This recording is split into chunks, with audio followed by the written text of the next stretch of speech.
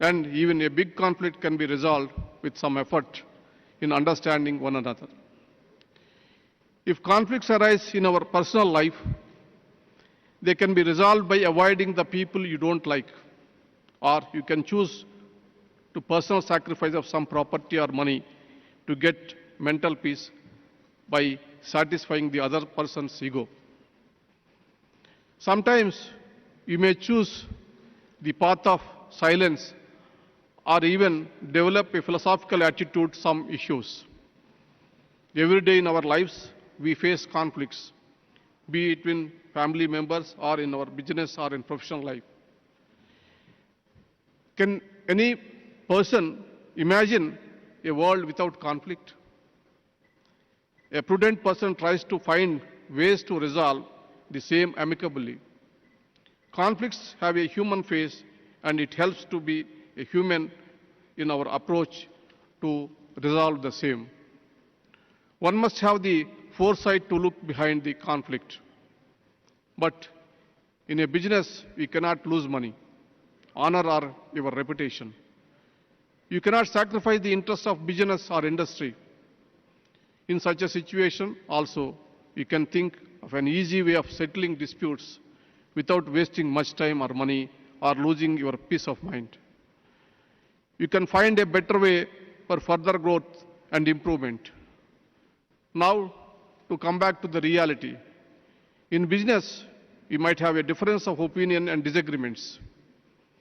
One should usually start by initiating a dialogue to clarify the issues. If it doesn't happen, you may still to look for people who can help you to resolve such issues by negotiating. If this also doesn't work, then the only option people consider is to go to court. My advice after practicing in the legal profession for over a period of 40 years in different capacities is that you must keep the option of going courts as a last resort. Use this last resort only after exploring the option of ADR, that is arbitration, mediation and conciliation. Arbitration and mediation are efforts that restore relationship. I think the most of the important factors behind the resolution of any dispute is having a right attitude. By right attitude, I mean we should leave aside our ego, emotions, impatience, and embrace practicality. But once those conflicts enter a court, much gets lost in the practice and the procedure. I do not need to elaborate the benefits of mediation and arbitration to this gathering of domain experts and business people. Dispute resolution mechanisms like arbitration, mediation are nowadays the preferred modes of dispute resolution across the world. The reasons for mediation and arbitration over traditional litigation is manifold. Fewer delays, less expensive, more involvement of parties in the process, greater party choice, more control, more comfortable and amicable environment for the parties. Similarly, mediation has immense potential for dispute resolution in India for both domestic and international disputes. In addition to the above advantages, mediation also has the following benefits. Allows for settlement and compromises between parties, ensuring there is no winner or loser in the process. Parties have far more control over the outcome. Possibility of continued relationship between the parties after the dispute resolution process. Greater options for choice of mediators with varied expertise, as there is no requirement for legally trained people. The exact steps in arbitration would depend on the complexity and type of issues being considered. International arbitration centers are present in most commercial city hubs like Paris, Singapore, Hong Kong, London, New York, and Stockholm. Despite the presence of some arbitration centers in India, Indian parties that enter into the commercial arbitration agreements often opt for an arbitration center outside India, incurring huge expenses. The setting up of the International Arbitration and Mediation Center in Hyderabad will change this trend in India. This center is being established with the best infrastructure, and the empaneling of internationally acclaimed arbitrators and mediators. In fact, I spoke to the Chief Justice of Singapore, who is the world famous known arbitrator, Justice Menon also, to extend his help, and he promised. Similarly, I spoke some international famous arbitrators in London Arbitration Center also, which they have ready to extend their help and they want to be empaneled in the center. Best practices across the world are being taken into consideration to ensure efficient functioning of the center and for drafting of the rules by Honorable Justice Ravindran and his team. With a global perspective and the emphasis on quality, I can assure you that it would soon be comparable to arbitrational institutions like Singapore International Center and London International Center. Honorable Chief Minister has already explained at length about the benefits of having this center in Hyderabad and the steps being taken by the government to make it a robust hub for international arbitration and mediation. I don't want to dwell or give the reasons which are compelled for me to locate this center in Hyderabad, but to my satisfaction and to explain the reason behind of choosing this place, I want to say 8 points in favor of Hyderabad. One is, it is several pharma companies, biotech companies, aerospace, in the IT companies, real estate, etc. is located in Hyderabad. Hyderabad is one of the fast growing cities in India, economically, otherwise. All these statistics indicate that Hyderabad is a top destination for business and commerce in the country.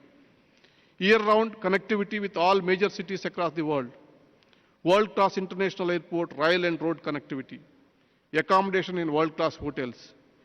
It has the pleasant weather throughout. More than that, the people of Telangana are welcoming, warm and cooperative.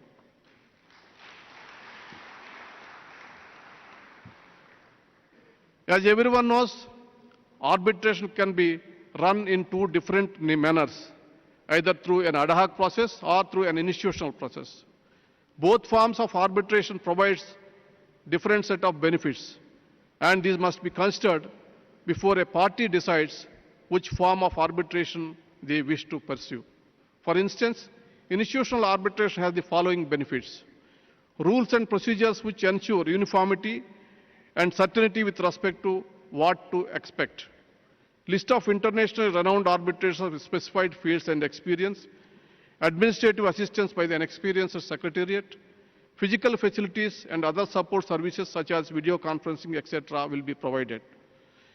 The above reasons is why most commercial entities, particularly international companies with bigger clients, are choosing institutional arbitrations. I do not want to discuss, deliberate in detail the benefits which is going to happen. It will be left to the two sessions which is going to be organized by today. Now, nobody can say that there is no need to know law or to understand the legal system. The legal system pervades every part of our lives, be it personal or professional. If you attend these sessions, which are being chaired by eminent brothers and sisters judges, I am sure your learning will be immense. The participants in the two sessions are committed individuals who are renowned globally for their knowledge in the subject. This is a great opportunity for all of you.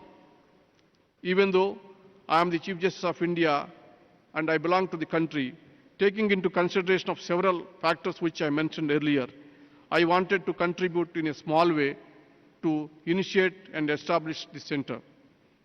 I am happy that after my initial suggestion and thoughts, Brother Justice Nageshwar Rao suggested that instead of small arbitration center, which I proposed a personal arbitration center by myself, a full-scale international institutional arbitration mediation center would help arbitration and mediation landscape in India at a lot. When I expressed my thoughts to the first time in Hyderabad in June this year, the Chief Minister reacted in a positive manner and has provided all support without any delay. Our thoughts become a reality only with the help of the Honorable Chief Minister and the Government of Telangana. I want to say, on 20th August 21st, in the residential house of the Chief Justice of India, when Justice Yama Kohli was the Chief Justice, I proposed the trust deed. And today is the fourth. We have already started a curtain raising function.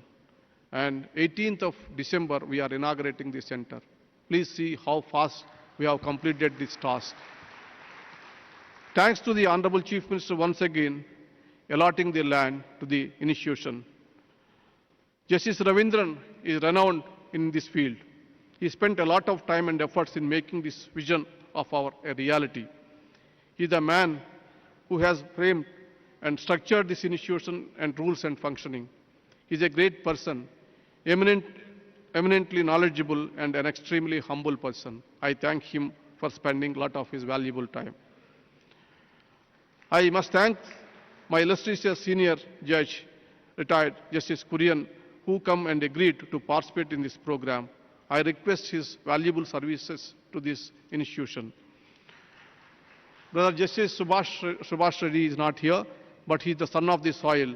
He is actively taking interest in the development of this project, and his encouragement and support is invaluable, and I thank him for the same. Sister Justice Hima Kohli, while she was the Chief Justice of Telangana, contributed immensely by providing support for the establishment of this center. I am glad that she continues to be the trustee of this center. I would like to thank Honorable Justice Satish Chandra Sharma, Chief Justice of Telangana. Since he has taken over the charge, he has infused new energy and has taken an active interest in the project. I thank him for his valuable support. At the same time, I thank Registrar General Nagarjun to mention a special mention for his hard work and continuing support for establishing of this institute. I would like sincerely thank to the Minister, Sri K.T. Ramarao, IT Minister, who took a lot of his time and every step supporting this institution. Similarly, the Honorable Minister for Law, Indrakaran Reddy, who supported us all the time, came to Delhi and participated in the proceedings. Now, we are going to hear the eminent people in the sessions. Ultimately, before concluding, I am sure that this center will be a boon to the landscape of arbitration and mediation in this country. The outcome of the process will command respect, as there will be sanctity in the process. I hope the conference and the center will be a grand success, and it will pave forward India in arbitration and mediation movement in this country. ఈ formal address అయిపోయిన తర్వాత నేను తెలుగువాడిని ఒక్క నిమిషం సేపు తెలుగులో మాట్లాడితే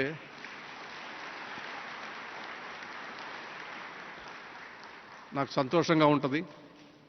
ఎందుకంటే ముఖ్యమంత్రి గారు కూడా తెలుగు భాష అభిమాని, తెలుగు భాషా సంస్కృతుల కోసం ఎంతో కష్టపడి పనిచేస్తున్నట్టు మనిషి. తెలుగు వాళ్ళకి భోజనంలో పెరుగన్నం తినకపోతే ఏ రకంగా సంతృప్తి పడడో, అదేవిధంగా రెండు ముక్కలు తెలుగులో చెప్పకపోతే నేను సంతోషపడను. ఈ దేశంలో ఆర్థిక సంస్కరణలు తెచ్చినటువంటి ప్రముఖుల్లో మన తెలంగాణ బిడ్డ, అదేవిధంగా ప్రధానమంత్రి, మొదట తెలంగాణ బిడ్డ తర్వాత ప్రధానమంత్రి పివి నరసింహారావు గారు ఈ దేశానికి ఆర్థిక సంస్కరణలు తెచ్చి దేశంలో ఎన్నో మార్పులు తెచ్చాడు. ఆయన తెచ్చినటువంటి ఆర్థిక సంస్కరణల ఫలితంగా ఈ దేశంలో చట్టాల్లో కూడా అనేకమైనటువంటి మార్పులు చేయవచ్చింది. ఆ మార్పుల్లోనే మరొక తెలుగు బిడ్డ doctor PC Rao arbitration and conciliation act of 1996ని రాశారు.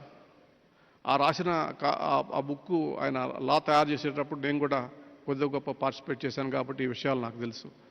ప్రపంచంలో ఏ దేశం వెళ్ళినా కూడా ఇందాక ముఖ్యమంత్రి గారు చెప్తున్నట్లు మొదట అడిగేటటువంటి ప్రశ్న, మీ దేశంలో పెట్టుబడులు పెట్టమని మీరు అడుగుతున్నారు, బాగానే ఉంది, ఎన్ని సంవత్సరాలు పడుతుంది మీ దేశంలో లిటిగేషన్ వస్తే అని చెప్పేసి అడుగుతున్నారు. అది వాస్తవం. అందుకనే ఆర్థిక సంస్కరణలతో పాటు చట్టాల్లో సంస్కరణ కూడా తెచ్చి ఆర్బిట్రేషన్ అండ్ కన్సిలియేషన్ యాక్ట్ తీసుకొచ్చినటువంటి తెలుగు వాళ్ళు ఆ రోజు నుంచి కూడా ఈ రంగంలో ముందంజలో ఉన్నారు. తీర్పులు చెప్పడానికి కోర్టులు హంగామా ఆర్భాటం అక్కర్లా. నేను మొన్న భారతదేశ రాష్ట్రపతి ప్రధానమంత్రి సమక్షంలో చెప్పాను, ఈ దేశంలో న్యాయం చేయడానికి కోర్టులే కాదు ప్రభుత్వాలు అదేవిధంగా అధికారులు కూడా న్యాయం చేయొచ్చని. అంతేకాదు సమాజంలో గుర్తింపుండి గౌరవం ఉన్నటువంటి ఏ వ్యక్తి అయినా కూడా తీర్పు చెప్పడానికి అర్హుడే. దానికి లా డిగ్రీ మరి కోర్టులు వేసుకొని ఇచ్చేయాల్సినటువంటి అవసరం లేదు. తప్పొప్పులు తెలుసుకొని సమస్యను అర్థం చేసుకున్నటువంటి శక్తి ఉన్నటువంటి వాడు, సమాజం గౌరవించినటువంటి మనిషి, విశ్వసనీయత కలిగినటువంటి వ్యక్తి తీర్పు చెప్పొచ్చు. మరి మా మీడియేషన్ సెంటర్లో నేను అనేక మంది తెలుగు బిడ్డలు మరి గౌరవించబడినటువంటి, సమాజం గౌరవించబడినటువంటి బిడ్డలు ఉన్నారు. వాళ్ళందరూ కూడా ఈ మీడియేషన్ సెంటర్లో ఎంపానల్ అయ్యి ప్రజలకి ఈ మీడియేషన్ సెంటరు, ఆర్బిట్రేషన్ సెంటర్ ఒక ఇండస్ట్రియలిస్టులకే కాదు, సామాన్య మానవుడికి కూడా న్యాయం చేసేటటువంటి మీడియేషన్ ఇష్యూస్ ఉంటాయి. మీడియేషన్ ఇష్యూస్లో కుటుంబ సమస్యలు కానీ, లేకపోతే ఇతర వాయిద్యాలు కానీ, ఏదైనా సమస్యలకి పరిష్కారం చేయొచ్చు. చాలా సరళమైనటువంటి పద్ధతుల్లో తీర్పులు చెప్పచ్చు. అటువంటి వాళ్ళు అనేక మంది అవధానులు, మన కరికపాటి నరసింహారావు లాంటి వాడో, లేకపోతే నాగపండి శర్మ లాంటి అనేక మంది పెద్ద పెద్ద వాళ్ళంతా ఉన్నారు. వాళ్ళంతా సమాజంలో గుర్తింపు ఉండి వాళ్ళు చెప్పినటువంటి మాటకు విలువైనటువంటి వ్యక్తులు. వాళ్ళంతా కూడా ఎంపానల్ అయి ప్రజలకు సేవ చేయాల్సిందిగా ఈ సందర్భంగా విజ్ఞప్తి చేస్తున్నాను. చివరిగా కేసీఆర్ గారిది చాలా పెద్ద చెయ్యి. ఆయన ఏం చేసినా కూడా చాలా ఆర్భాటంతో చాలా పెద్దగానే చేస్తాడు. అది మరి ఆయన పెద్దలు, ఆయన తీర్చిదిచ్చినటువంటి గురువులు ఆయనకు ఇచ్చినటువంటి వరం అనుకుంటాను. అటువంటి మనిషి ఈ గ్రాండ్ వేలో, అంటే ఈ గొప్ప పద్ధతిలో ఈ ఇంటర్నేషనల్ ఆర్బిట్రేషన్ సెంటర్ని ఏర్పాటు చేయటం, అదేవిధంగా ఇవాళ మరి ఇక్కడ ల్యాండ్ అలాట్ చేయటం, ఈ కార్యక్రమాన్ని అంతా నడిపించటం ఆయన యొక్క పెద్ద మనసుకి నిదర్శనం. ఆయనకి, ఆయన రాష్ట్ర ప్రభుత్వానికి, ఆయన మంత్రులకి, అధికారులకి అందరికీ కూడా పేరు పేరున కృతజ్ఞతలు తెలియజేసుకుంటున్నాను. నమస్కారం.